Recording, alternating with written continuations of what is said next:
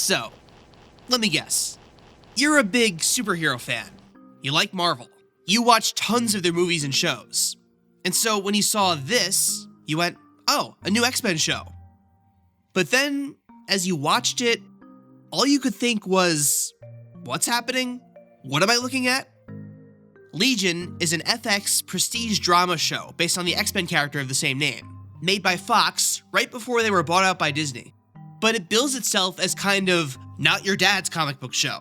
It's full of abstract, trippy, psychedelic, impressionist, whatever you want to call it, which can make it annoyingly hard to keep track of the actual plot.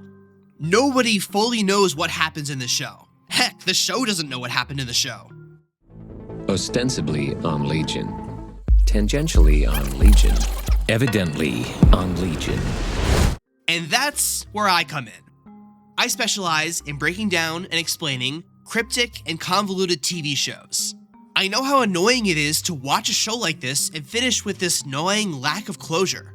So, let's recap the show as it's presented to us, answer any burning questions you might have, and give a comprehensive overview of everything that happened in this show. Here's your complete guide to all the mysteries of Legion.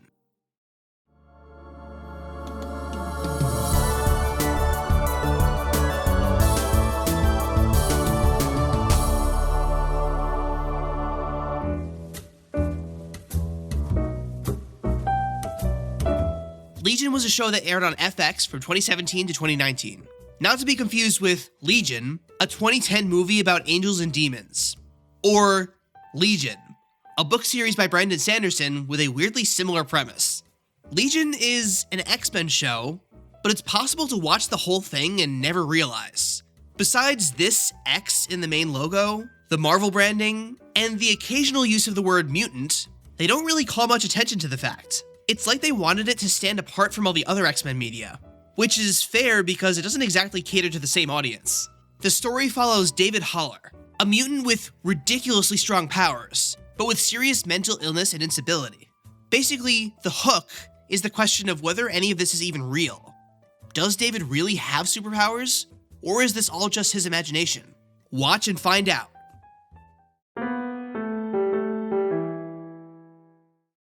The first episode jumps around in time a lot, so it takes a while to get situated with what's happening.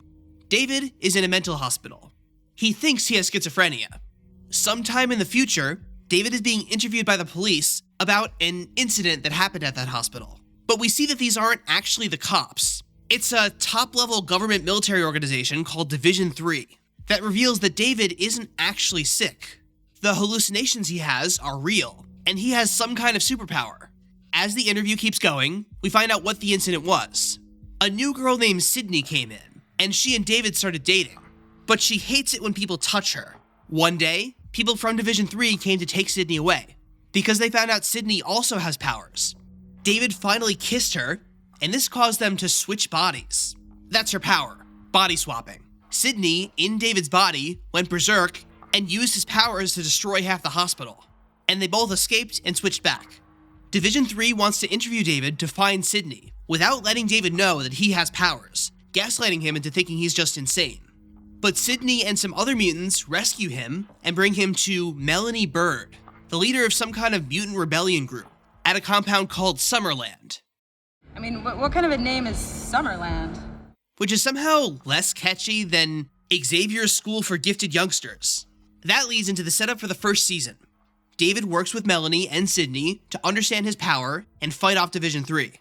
The main mysteries of the story at first are about David's past. When you start watching, you'll find that the actual plot of this show isn't that complicated.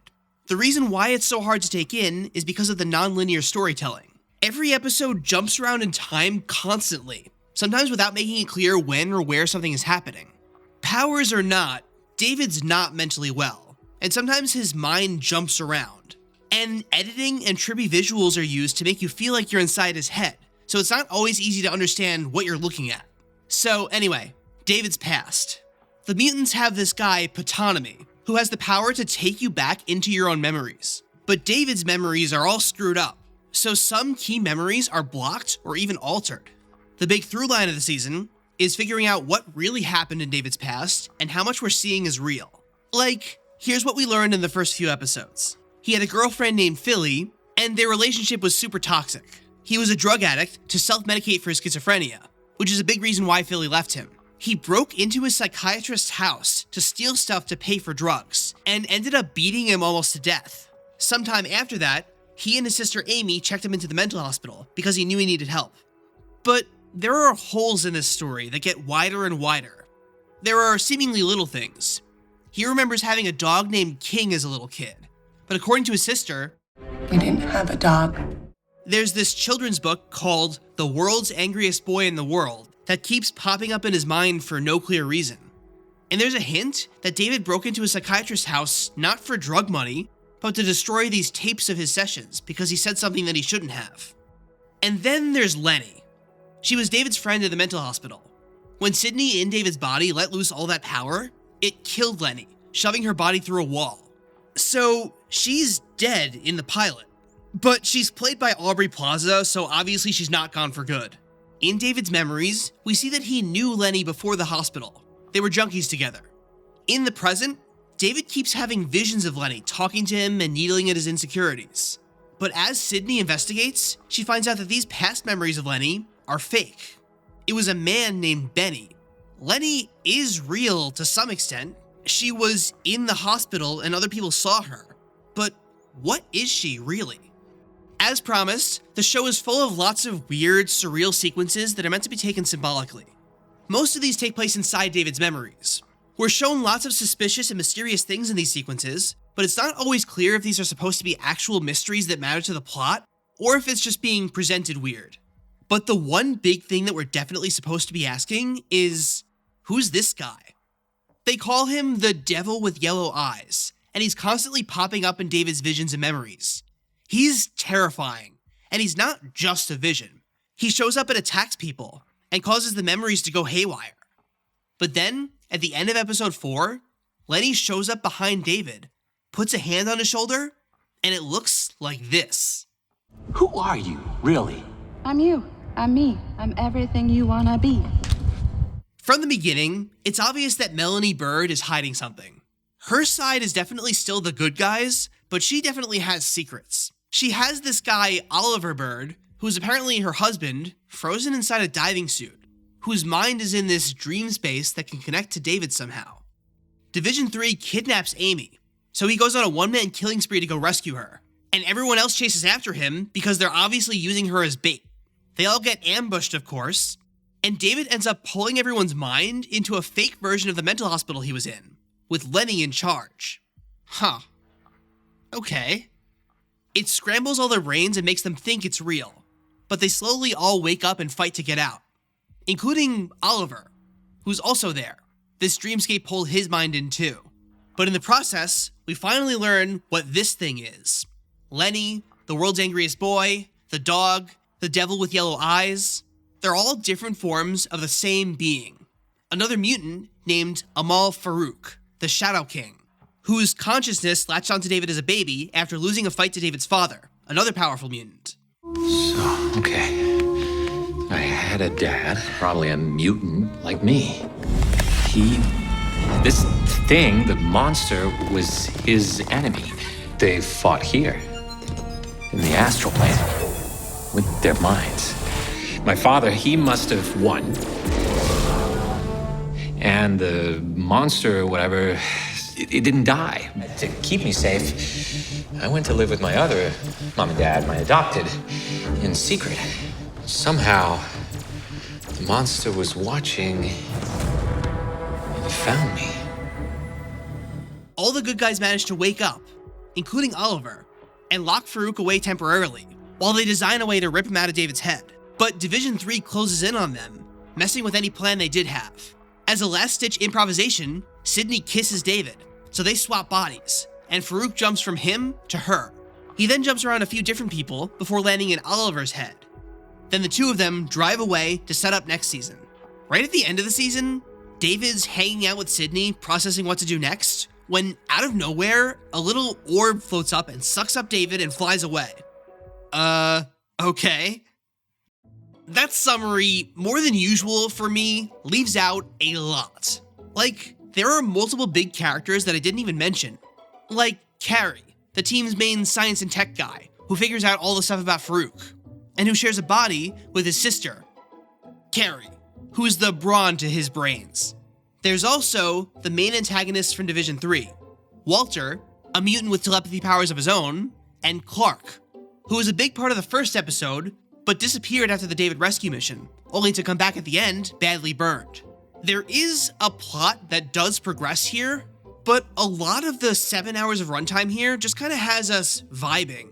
We're hanging out with these characters, talking to and about David, trying to figure out how his mind works. Most characters outside of David, though, don't get developed that much. I feel like I don't know them that well. Like I said at the beginning, I kind of thought that a central tension of the story would be whether or not any of this is even real. Does David really have superpowers, or is he just making it all up in his mind? That's what the first episode seemed to be going for, with David even asking it out loud. Is this real? But the story drops that pretty quickly. We see the perspective of other characters who also see and believe in his powers, so there's not really room for doubt. That doesn't mean David and his mind are reliable, though. He's constantly showing us false memories and muddying our view of past and present events. For now, things are pretty clear. Everything that happened to David and everything wrong with him is Farouk's fault. And even though he got away, we got answers to most of those questions. We understand who David is and what happened to him. I think.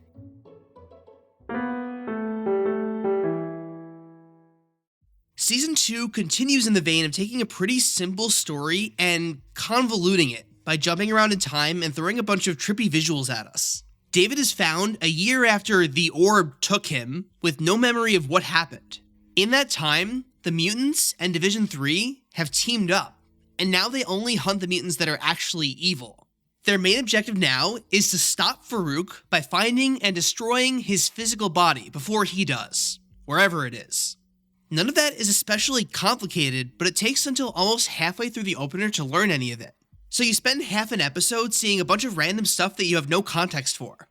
Even with the exposition dump Ptonomy gives, though, a lot still doesn't really make sense. Division 3 is now run by somebody called Admiral Fukuyama, who has a giant basket on his head, and his non-binary android servants. Okay. So no idea what that's about, or if they're good or evil. And a lot of the characters are suspicious of David, and whether he really has amnesia, or if Farouk is still controlling him somehow. We don't have any idea what happened to him after the orb took him, so anything's fair game. And then, David gets some kind of vision of Sydney, apparently from the future, telling him to help Farouk find his physical body, because she's trying to stop some kind of big future enemy even more powerful. This thing kills everyone, everyone. So David has to find a way to help Farouk without any of his friends knowing. Oh, and we do finally meet the real Farouk. Oh, wait, are you? Monsieur Amahl Farouk, Latania. The first step is to find the person who knows where the body is. A monk from the Mi-Go order, who are the ones who hid it in the first place. The monk is in Division 3, actually, but he brought this weird psychic plague that's going around, which makes you freeze up, chatter your teeth, and retreat into a fantasy of your deepest desire. A plague that then spreads to all the other characters. There's this whole multi-episode sequence where David has to go into all his friends' minds and wake them up from their dreams, including a whole episode where he goes inside Sydney's and can't figure out what her desire even is. Which is really interesting because I kind of always felt like their love story was pretty flimsy. David was just like, be my girlfriend, and then they were just in love. I mean, I know I always complain about that stuff. Media in general is always doing that, shoving hot straight people into romantic relationships that don't fit because heteronormativity. This episode finally casts some doubt. Maybe David and Sydney aren't soulmates. After all that, though, the monk jumps out a window and dies. But then, Lenny shows up. Not Farouk, Lenny. Yeah, before it was assumed that Farouk was just using Lenny's face as a disguise to talk to David, but a few times, Lenny appeared as a separate entity inside Farouk, and she seemed to want to escape. Apparently, she did. But how? And where did she get a physical body? Lenny really did want to escape. But of course, this was all a play by Farouk. As for the body, David reads her mind and sees a flash of his sister's memory. In other words, she took over his sister's body. So, of course, David freaks out. There's this whole episode where we see David across multiple universes and timelines, living different lives, all showing Amy caring for him in some way. Okay. Fun little concept episode, but none of this is connected to the larger story in any way. Future Sydney talks to Farouk and reveals what the thing is that's going to destroy the world. It's David. So, is David going to turn evil? Except future Sydney is starting to feel a little sketchy. I can't even pinpoint a reason why, it's mostly vibes. And maybe because present Sydney tells David not to kiss her because it makes her uncomfortable, and then he does anyway. Point is, this part of the story is starting to make David and Sydney and David not look super great. All season, the episodes open with a narrator telling us about the human mind, specifically about how delusions cause people to go insane and do irrational things. A delusion starts, like any other idea, as an egg. From the shell, you'd never know anything was wrong. We're shown multiple times that a delusion, represented by this black thing, has infected Ptonomy, and then the whole rest of the supporting cast. It all culminates in them coming to believe that Admiral Fukuyama is a threat that needs to be killed. Which, I mean, fair, he's weird and random and makes no sense, but we're told explicitly that they're not in their right minds and shouldn't do this. David stops them, and a big black goopy monster explodes out of Ptonomy's body. Ptonomy, meanwhile, gets put by this tree that's also a computer terminal where he gets uploaded into Fukuyama's brain and watches some of his backstory. Okay? Did Ptonomy just die? You know, it was really unclear. David and Sydney follow Farouk and Oliver to the body, which is in a desert called Désolé. But this isn't a regular old place. Reality works differently here, and they get trapped in visions and things for a while. Cary and Kerry get a vision sent by David that they have to drive a special weapon to a blue electric octopus, a sign outside a Chinese restaurant. So they drive there. Lenny gets free and also goes there, where she goes inside their car, and then the car disappears. I'm getting kind of tired of saying this, but, okay. This whole time, Melanie is, of course, devastated that she got her husband back for like a day, only to lose him again. Farouk exploits this by reaching out to her mind and taking it over, more or less. She goes to find Sydney to drive a wedge between her and David. She points out that, hey, David really seems to enjoy inflicting pain and suffering even without Farouk. He keeps secrets from Sydney and lies to her, and never told her that her future self kissed him. Maybe he really is the true villain. Wait a minute, Patrick. I'm the maniac! Farouk uses Melanie to get his body back, and he and David finally face off in a final battle. Lenny brings the weapon to help him out. It's a gun that she fires into a giant tuning fork that messes up their mental attacks. Okay, sure, why not? It jams up Farouk long enough for David to get the upper hand. But before he can kill him, Sydney shows up and confronts him about all the bad stuff he's been doing. And to avoid the future where he destroys the world, she shoots him. Inside David's head, he debates with himself about if Sydney is right about him. But Lenny shoots Sydney's bullet out of the air, and Division 3 captures Farouk alive. And David erases Sydney's memory, so she forgets why she was mad. Farouk, of course, escapes before his trial, and everyone else finds out what's been going on with Sydney. So the trial ends up being for David instead. He might have had Farouk in his head, but he's also mentally ill. He's bad, and has callously hurt the people he cares about multiple times. David, you trust me? And had sex with me. So David loses it, breaks out, and formally starts his villain arc, fighting the entire world, including all his former friends. And that's where season 2 leaves off. So that took a turn. This whole time, Farouk has been positioned as a pretty straightforward cartoon bad guy. But in a show like this, you can assume that the morality isn't so black and white. On one level, it's a little hard to accept that our main character, who we're supposed to root for, might be a bad guy. On the other, it's hard to argue that David is acting good here. Maybe it would have been harder to swallow if Dan Stevens didn't play David as so slimy, even when we're on his side. He's just so punchable, you know? I have lots more capital T thoughts about this, but I'll save them for later. But also, in terms of mysteries and stuff that's hard to understand, Season 2 definitely cranked that up. In Season 1, it was easy enough to tell the real world apart from flashbacks, apart from David's memories. But here, we get way more sequences that don't obviously fit into the plot, and side stories and characters that go off in weird, unrelated directions. I still don't know why Fukuyama was even in the show. So much stuff here didn't tie into David's story at all. But now that David's the antagonist, we'll see how the story wraps up. So what's David been up to between seasons? In the Season 3 opener, we see that David went off on his own to make a cult. People come find him from all over the world, and he uses his powers to connect them into one giant superorganism. We're introduced to Switch, the latest member, a mutant who can travel in time. David recruited her as part of a grand plan to go back in time and change the past, to undo all the mistakes he made. Meanwhile, Sydney and the others are working with Farouk to stop him. Ptonomy, who we hadn't seen in a while after whatever it is that happened to him, is now in a robot body calling himself the Mainframe, and controlling the androids in place of Fukuyama. In a flashback, we finally get to see who David's father is. I mean, well, it wasn't a surprise to people who read the comics. Professor X. It's Professor X. Charles Xavier.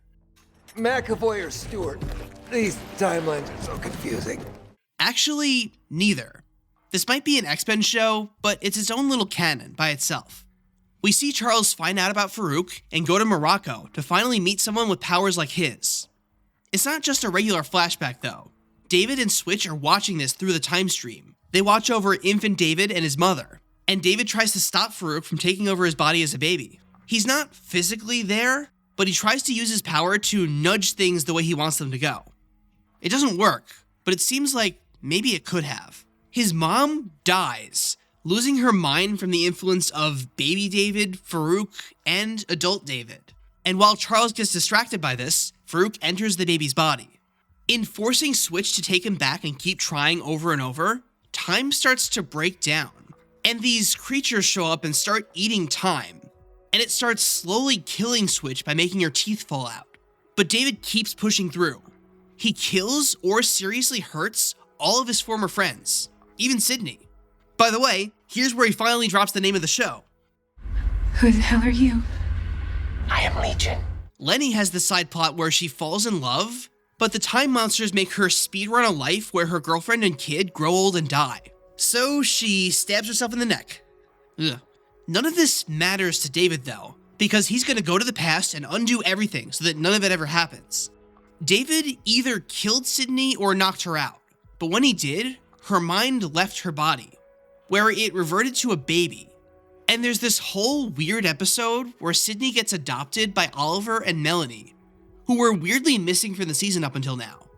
I guess after Oliver got free, they both pieced out to live in this other plane. Sydney lives an entire second life there before coming back. Beds and Goldilocks, stay away from my kid, or I'll beat you with my... Okay. David finally gets Switch to take him to the day Charles met Farouk. But present Farouk, Sydney, and the Carys follow him there. This process seems to kill Switch, but she's found by the spirit of her father, who she had mentioned a few times she had a strained relationship with. Her father is also a time-traveling mutant, and they both ascend to become guardians of time, or something along those lines. David and Charles have a face-off with both Farouks, while Sydney goes to see baby David and his mother, to try and make sure he gets love and attention and won't grow up to be the way he is.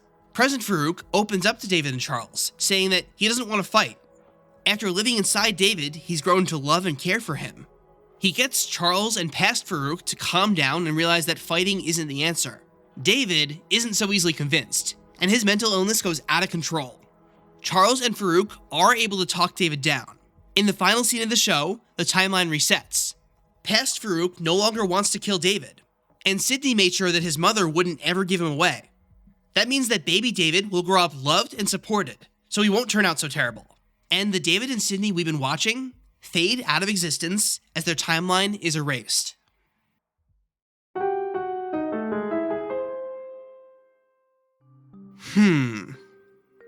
I don't think I like this show. I went in with an open mind, but I can't get myself to connect with it. It's so highly rated with tons of critical acclaim, but alongside that, you'll see comments that it's not for everyone. So I guess count me as part of everyone. I just want to know what's happening. Give me context. I think it looks cool. It's fun visually, but for me, I need more of a story to go along with it. It sometimes feels like these visuals are a replacement for story and characters instead of a supplement. God, this is so weird. I don't even know how to picture him. Beyond the plot, I never really understood the motivations of most of the characters.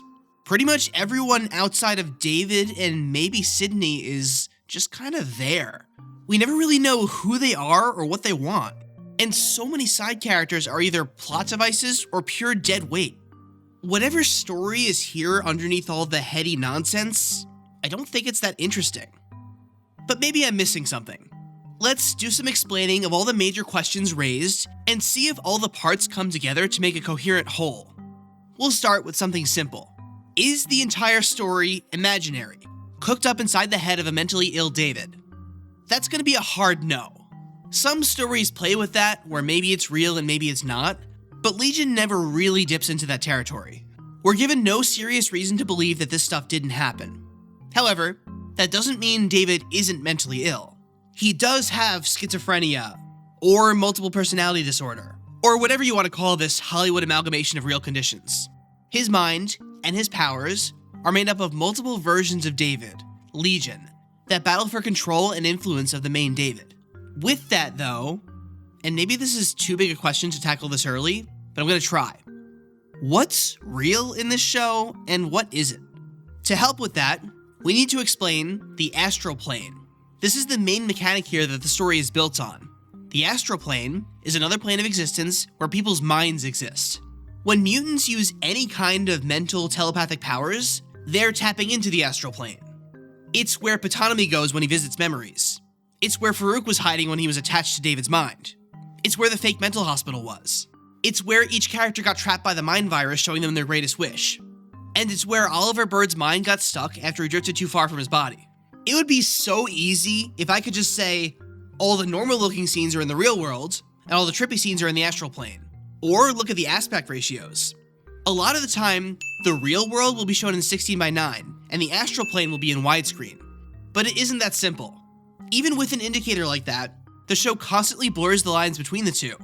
The show treats scenes in the Astral Plane the same way as flashbacks and memories. Plus, there's all the narrated scenes and characters breaking the fourth wall. And how about a place like Désolé? It's ostensibly a real place that the characters can physically go to. But inside it, the laws of reality seem to bend in a similar way to the Astral Plane for unclear reasons. You can never be fully comfortable in knowing the difference between real world, Astral Plane, and abstract segments that aren't actually happening in either. It's complicated. It's better not to get caught up in all that. I'm just gonna take information where I can get it and try to focus on what I know for a fact is real. The other big thing that we need to understand as a foundation for everything else is how time travel works in this show. Seasons 2 and 3 have plenty of it.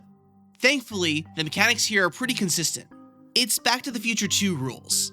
If you travel back in time and change the past, that changes the future, and the timeline you came from never existed. And also, when you change the timeline, it means you never existed, so you go poof. In Season 2, we learn that without any interference, David would kill Farouk and then turn evil and destroy the world. So a version of Sydney came back from the future to save Farouk so that Farouk could help stop David. That orb, by the way, is from the same future. A throwaway line says it was made by Cary and sent back along with Sydney. The remains of the orb that took you have been analyzed. The probability that they have been created decades ago by the man Loudermilk is 98%. What did this orb even accomplish? What was the point of trapping David for a year? I don't know, but isn't it cool and weird? By the end of the season, Sydney is successful. Farouk doesn't die. Which means that, even if it's never shown, she disappeared because her timeline got changed. The same happens in Season 3. Switch takes David and the others to the past, where they stop Charles and Farouk from fighting, and keep David's parents from giving him away, which changes the present and erases all the events and characters we've been following up to this point. I don't know why they made such a big deal about David staying with his birth parents, because there was never any indication that they'd be better than his adopted parents. Heck, we never see his adopted parents. If you mess with time too much, though, you create time-eating monsters that try to correct the timeline. Except, they only seem to show up when the story needs something for the characters to fight, and have no correlation to the amount of damage done to the timeline. Why do they show up here, but not here, when they're really the same thing happening at the same time? I don't know. Who cares? It's cool and weird. Do you see my issue here? If you look for them, you can find surface-level explanations for most of the weird stuff you see. But if you think about them for any length of time, you find how thin those explanations are, and don't have a real reason for being there besides how cool and weird they look. But I'll keep pushing through. No work of fiction has airtight logic. I'll take the explanations as they come and accept what I'm told. The only person we see who's actually able to time travel is Switch, and I guess her dad. They both had time travel as their mutant powers. Her dad abandoned her at a young age, but he left her those cassette tapes about time travel that she's always listening to. Switch didn't know that's what her dad was. According to her, she thought her dad was obsessed with robots and science and left her to focus on his work. In reality, he left her because he died, with his soul ascending to watch over the time stream. And Switch died too, after all David's requests pushed her body to the breaking point, so she could join him. If Switch is the only known way to time travel in this world, then not really sure how Sydney did it in season 2. They never addressed that. The biggest head scratchers in the whole show, I think, are in season 2. Which works out, I think, because the really critical stuff gets introduced in season 1 and resolved in season 3. But still, lots of stuff comes and goes in season 2 that blows by and then later makes you go, wait, what was up with that? So let me hit on a few of those. Let's start with those monks. After Charles separated Farouk from his body, the monks of the Me-Go order were tasked with guarding the body. Somehow. They don't really get into it. But over time, all of them died. How did they die? Well, unclear, but here's what we do have. There's one throwaway line that says all the monks were killed by Miser Sunday. Many years ago, the Me-Go monks were wiped out by the Miser Sunday. Miser who? I believe it was before your time. Now who or what is Miser Sunday? Who knows? This is the first and last time he's ever mentioned. Some people have theorized that Miser Sunday is another name for Mr. Sinister, a big villain from X-Men comics. But if you ignore that one line, the story mostly implies that they all died from that psychic mind virus called the Catalyst, a contagious mental illness emanating from Farouk's dormant body that drove all the monks insane, which locks you in your brain to experience your greatest desire. After the last monk comes to Division 3 and spreads it to everyone, David manages to cure everyone and track the monk down. But the monk reads David's mind and finds out that he and future Sid are helping Farouk. So he takes his own life rather than help Farouk get his body back. But David got the location anyway from Ptonomy, who got it from Fukuyama, who had read the monk's mind previously. Yeah, don't worry, I'll get to Fukuyama later. Speaking of Ptonomy though, what was the gooey black delusion monster that killed him? Another thing we don't have much info about. All during the season, we get this non-diegetic narration by John Hamm about how human brains are irrational and how delusional falsehoods form. Such is the power of an idea. And we see this thing crawl into Ptonomy's mind while he's sleeping. Every episode, we see shots of him acting more and more paranoid about something, and the delusion jump from person to person, until everyone is convinced, wrongly, that Fukuyama is evil and dangerous. But where did this monster come from? What is it? Who made it? And how did it get here? This is the prime example of Legion blurring the line between real and not real in universe. This whole thing starts with segments narrated to us by a narrator character who only appears here. And the black goo creature is obviously just a metaphor for how bad ideas spread. But then the same creature shows up in the world of the show, infecting Ptonomy, which then rips his body apart and that David has to kill. So we go from visual metaphor to physical threat. If you want a literal answer, the simplest interpretation is that this thing was sent by Farouk somehow, as part of a psychic attack, but I don't think any of this is supposed to be concrete. By the way, this is the second time in half a season that there was a mind virus that spread through and incapacitated everyone in Division 3 and that David had to save everyone from. Which isn't a lot, but it's weird that it happened twice, right? Everything I've talked about so far, though, has been external plot stuff. But a huge portion of the show takes place inside the minds of various characters. There's no way we can understand the story without understanding every character, their motivations, personality, and goals. And unfortunately, this is where any comprehensive explanation of the show really falls apart. A small handful of characters are very simple. Cary and Kerry, for example, are just nice, good people who want to help and stop whatever threat there is from ending the world. They care about each other above all else to a point where it's codependent. I mean, they share a body, so I can't blame them. There's one point where they fight, which makes it so they can't merge for a while, but that basically covers them. Melanie Bird also mostly just wants to save the world, and also save her husband Oliver. As morally gray as she seems to be early on, that's pretty much it for her. Although she gets more convoluted when Oliver and Farouk brainwash her into working for them. Farouk used the worry and insecurity she felt over losing her husband to override her mind. Those insecurities were literalized with the Minotaur. That's what this thing was, the cow skeleton thing. It was Melanie's negative emotions given physical form after Farouk invaded her mind. How about Lenny? How does she work? She's not too complicated once you get down to it. David met her in Clockwork's mental institution. He didn't know her before then. Remember, all of these memories were false, and these moments were all with a different guy named Benny.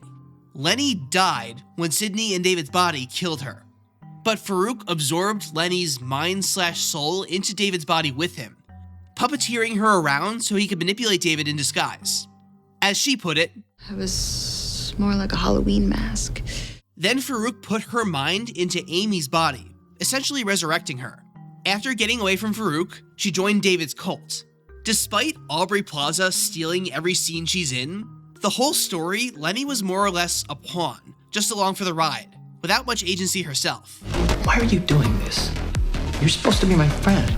I'm a victim, okay? I was dropped inside of a wall. Then he took my mind and he made me do things. The main driving force of most of the show is Farouk. And I think the recap covered what he did and how well enough. But what I really wanted to know across the whole story were his motivations. Who was he really as a person? Why did he do what he did? With every scene he's in, he dodges every question and just talks half in riddles and half in manifestos. Nothing he says or does really makes sense. But let's start at the beginning. Farouk says he was born 2,000 years ago, although Division 3 only became aware of him in the 1800s. He lived in Morocco, where he took over a kingdom/criminal empire by putting its king in the body of a monkey and everyone else in the bodies of mute children. That's what this scene was all about. Can you make them stop screaming? Wait, you can talk. They're all inside of me. Every tyrant has his supporters. Please, you have to help me. I was a kid!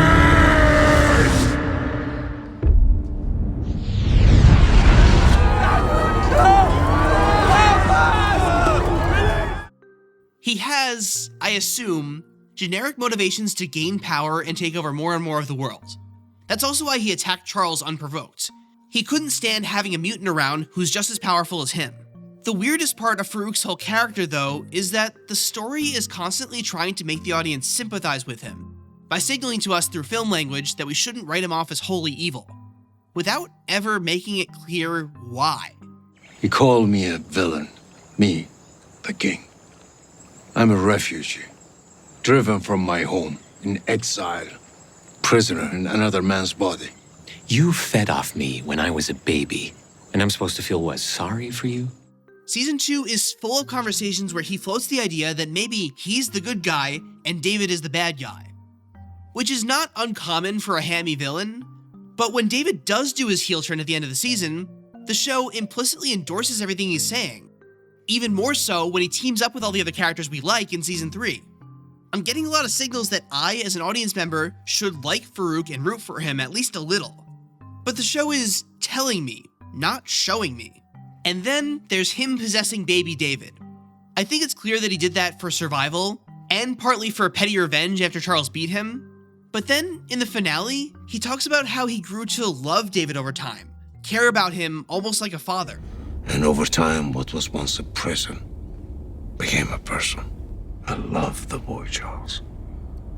I consider him my son.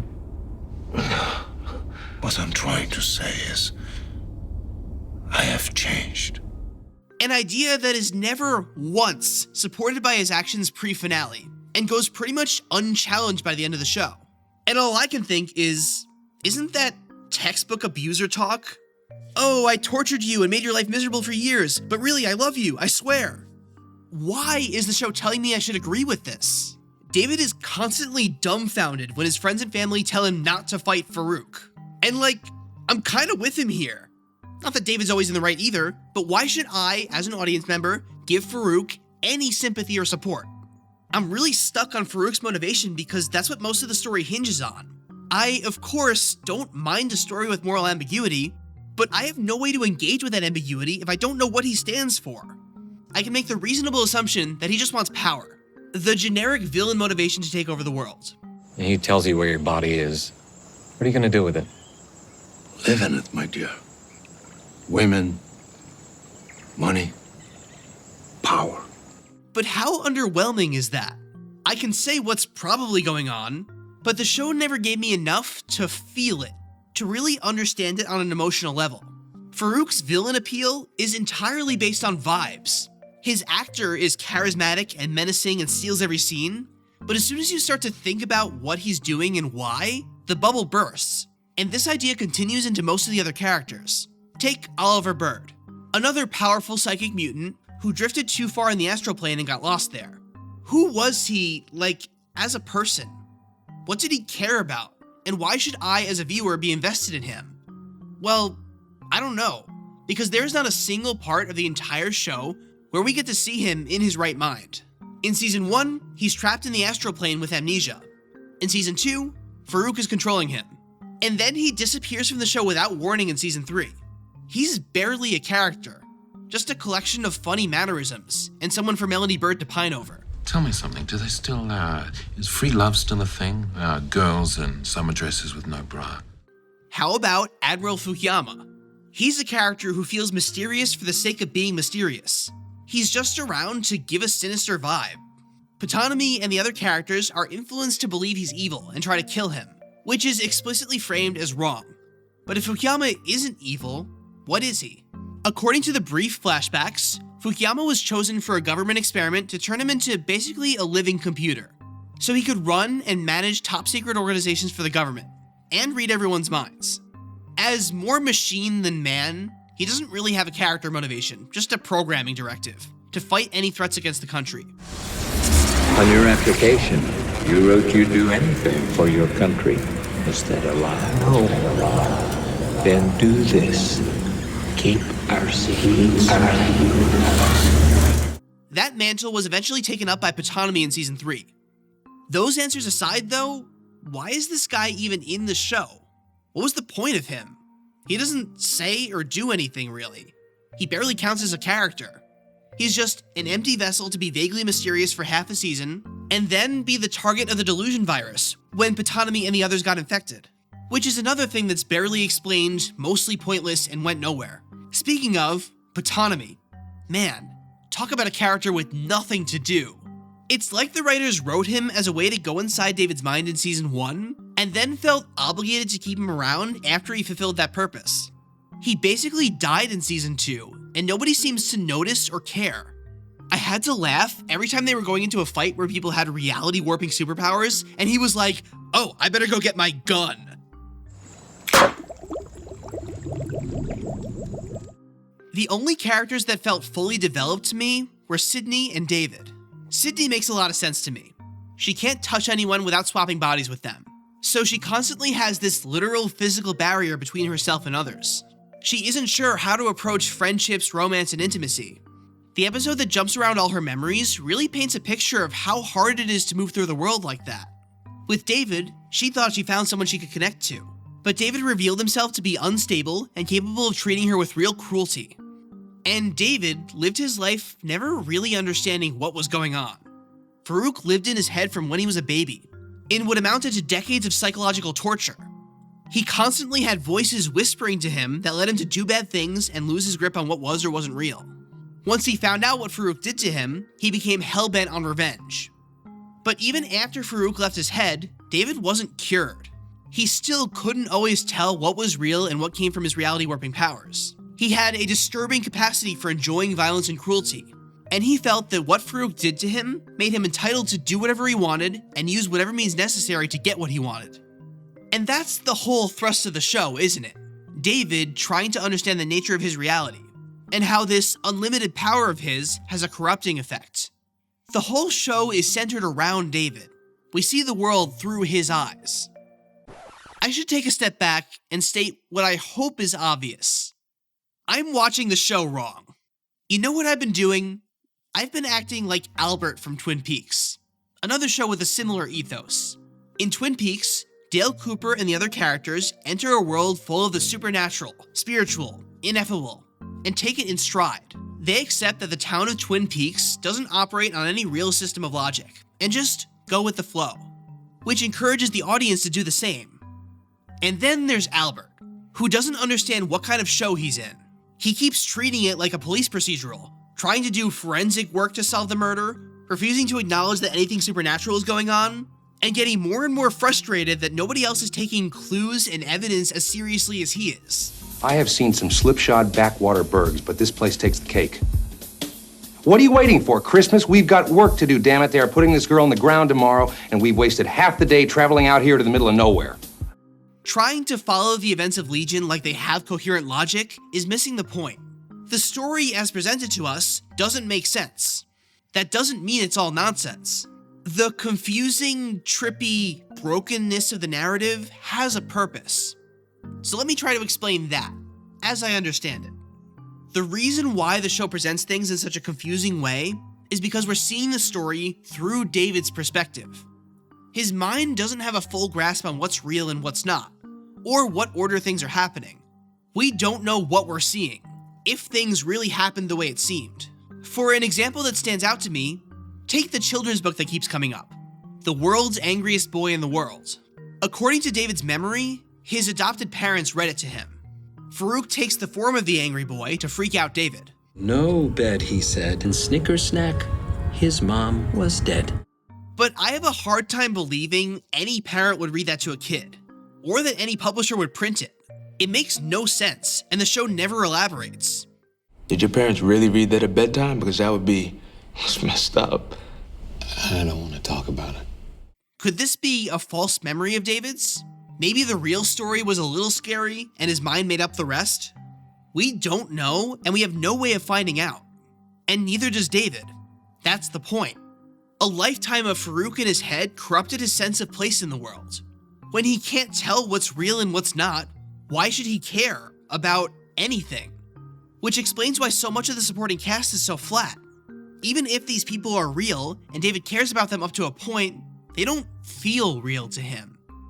It's almost like he's watching the show along with us, and has the same sense of emotional distance. Even after Farouk leaves his mind, that feeling that nothing is real and nothing matters persists. Enough! You killed them. I didn't kill them, they're just someplace else. Lenny, I need you! When you watch Legion, you are David. You can't follow what's real because neither can he. You don't really care about any of the people because neither does he. You see all these beautiful, vibrant fantasies to represent what he's thinking or feeling. And most importantly, you're not going to understand everything that's happening no matter how hard you try, because we're seeing events filtered through his very, very broken perception. You're not going to enjoy the show unless you can accept that. But I can't accept that. Come on, what do you think this channel is? I explain things, and that's what I'm gonna do. So, after everything we've gone through, here's the entire story of Legion. All of the key events condensed and summarized in chronological order. Many, many years ago, Amahl Farouk is born, a terrifyingly powerful telepathic mutant. He took over a criminal empire and ruled his little corner of Morocco for many years as the Shadow King. Charles Xavier met his wife and they had a son, David. Charles then started feeling restless and lonely about being the only telepath in the world, so he put out feelers to find others, making contact with Farouk. He goes to meet him, finds out he's a psychopath, and they fight a mental duel in the Astral Plane. Charles wins, separating Farouk's soul from his body, but the soul sneaks away from the fight. Meanwhile, Charles's wife Gabrielle is growing more unstable and paranoid as baby David's powers develop, flooding her mind with constant uncontrolled psychic visions. This leads to Gabrielle dying right as Charles comes back home, as Farouk's mind uses that distraction to enter David's mind. Charles decides that he can't take care of baby David all by himself, and worries that others might try to come after David for his power, so he gives up David for adoption. Farouk's body, meanwhile, is taken by monks of the Migo Order and hidden away in Désolé, a place of intense connections to the Astral Plane. As David grows up, he's troubled by disturbing visions, as Farouk screws with his perception of reality. His family mistakes this for schizophrenia. Farouk appears to David as several imaginary friends, like the dog King and the angry boy. David grows up to be a drifter and a drug addict who struggles with depression. He eventually makes himself a nice necktie, so his sister has him committed to Clockworks, where he meets Lenny. This is when two groups discovered him.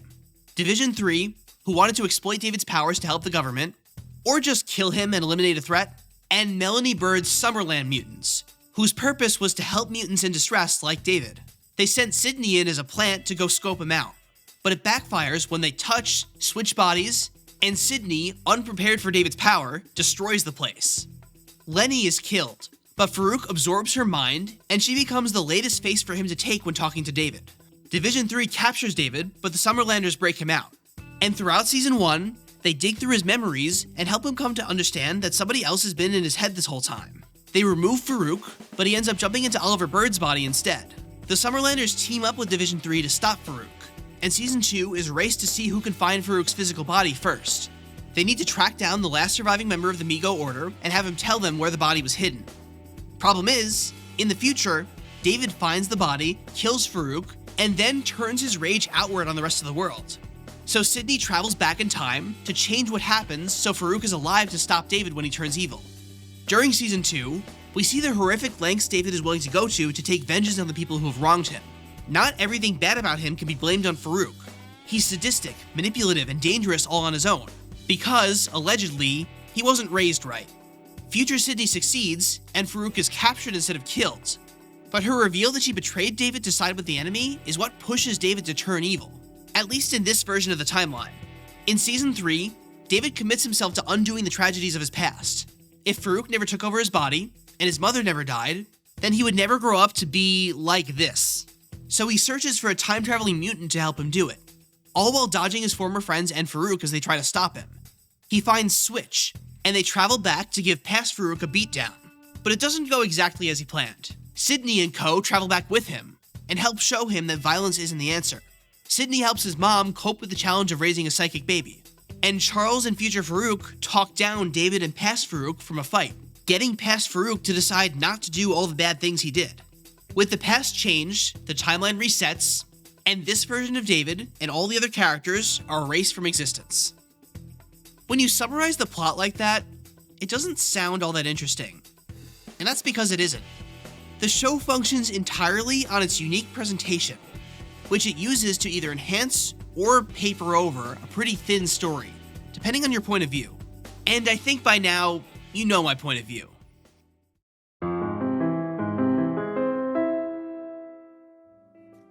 So what I do here on this channel is talk about mystery box shows. Essentially, those are TV shows that treat their story like a puzzle. They keep the audience engaged by encouraging them to figure out what's happening. Is that an accurate label for Legion? I don't think so. It definitely has some light mystery box elements, and it does come up in conversations about mystery box shows, which is how it got on my radar in the first place. But I never really got the impression that Legion was trying to accomplish the same thing as these other shows I like to talk about, which results in a show not especially well suited to my personal tastes, even if it is arguably successful in other ways. I have here my 10 criteria for what a successful mystery box show needs to do. How many of them apply to Legion? First, Legion starts off with a big opening mystery to get the audience curious. David is a mental patient, but people are telling him that he might not actually be sick. So the audience is wondering, is David sick? Or does he really have superpowers? Is everything we're seeing real? The first season throws in lots of little side questions to add to the intrigue. Who is the devil with yellow eyes? Why is Lenny showing up and talking to David? What are all these gaps in David's memory that suggest important events in his past that are hidden from us? All of which are brought together by the end of the season when we learn about Farouk. Farouk was the mastermind behind it all. He was disguised as all these different beings inside David's head, altering David's memories, and influencing David for his entire life. However, we in the audience are not given indications that we should be treating this like a mystery to be solved. Yeah, we are in some ways with these initial questions, but for every one of those, there are 2 or 3 other weird and incomprehensible sequences that aren't exactly solvable. As a litmus test for this, I try to look for characters asking the same questions we're asking out loud, as a way for the writers to tell the audience to be curious about answers. But aside from David doing this on occasion, we don't really get that. If anything, we're actively discouraged from trying to solve the plot. We're tossed around through fractured events in David's point of view, where the point seems to be to defy understanding. And it's also very telling that the initial hook, the question of whether David is imagining all this or not, is basically dropped entirely after the pilot. This is a show that actively punishes direct curiosity about the world of the story. The show is not especially long. 3 seasons, 27 episodes, which isn't super short, but it didn't leave a lot of room for questions to simmer and intrigue to build. When you look at the show overall, really just the first season is a mystery box story. Once Farouk is revealed, later seasons shift the structure. Instead of being driven by mysteries that get teased out over time, seasons 2 and 3 are full of opaque story elements that are there to be disorienting. Just because they're hard to understand doesn't mean they're mysteries. Here's the heart of my whole video right here. Legion is a textbook, non-diegetic mystery box show. Like Twin Peaks before it, it plays at there being a grand mystery for the audience to solve. But when you look at it more closely, there's no way to tell the difference between plot-relevant mysteries, out-of-universe visual metaphors, and mixes of the two. Trying to follow the story's internal logic is a stupid, pointless, futile exercise that will leave you more confused than when you started. Which, of course, means that the ending doesn't leave us with a satisfying amount of answers. I appreciate what Season 1 was able to do, and I was happy with the explanations it gave, but after that, things made less and less sense as it went on. The non-diegetic elements made the process of answering everything impossible. As for whether the answers we did get were planned from the beginning, I'm not sure that's even relevant. Sure, each season seems like it had a plan and was written all at once, but there's not a ton of progression across seasons. The story doesn't really build to anything in the way that most mystery box shows do. It's just 3 seasons of TV, telling whatever stories are most interesting in the moment. And are the mysteries connected to the characters, so that we don't lose investment in their arcs while we focus on the mysteries? No, they're not. The characters aren't really concerned with figuring things out. During season 1, sure, they were combing through David's memories to figure out what was wrong with him. But that's only a small part of the story. And in later seasons, I got the impression that the characters knew pretty much everything that was going on, and only I was in the dark. Or they were actively uncurious. They never seemed to question or ask for elaboration on any of the weird stuff that popped up. Is nobody curious why this guy has a basket on his head? Or how this desert can warp reality? Or what happened to Oliver and Melanie? And this boils down my main complaint with the show. I never cared about any of the characters. To compare it with Twin Peaks one more time, in Twin Peaks, no matter how weird the show got, we still got to see all the characters show off dynamic personalities and have wants and needs and entire lives within this little town. In Legion, I never got to know anybody. Most characters never let me into their internal lives. They didn't usually give strong emotional reactions to what was happening around them. They took every weird occurrence in stride without ever questioning it, and I had no idea what half of them even wanted out of life. I feel silly criticizing this show. I feel like it's the kind of thing where it's a form of quote-unquote high art, and any negative reaction would be met with, "You just don't get it, man." Legion aims high. and is trying to create an experience unlike any other on TV. I get that. I understand what it's aiming for. I just didn't vibe with it. And I'll admit that a big part of why is because I went into it wanting it to be something it wasn't, a mystery box show. Legion gets a final mystery box rating of 3. Stop. We can skip that part, unless you think it's relevant to